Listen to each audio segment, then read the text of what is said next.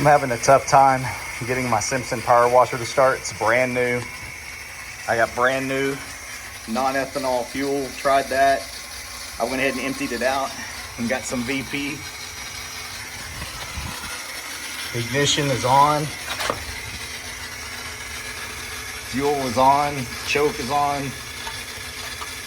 Throttle's all the way out. I checked for spark. Spark is good.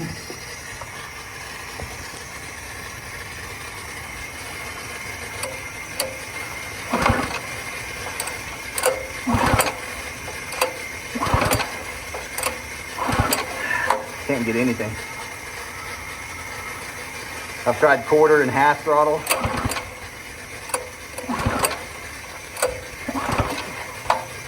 Tried choke halfway and off.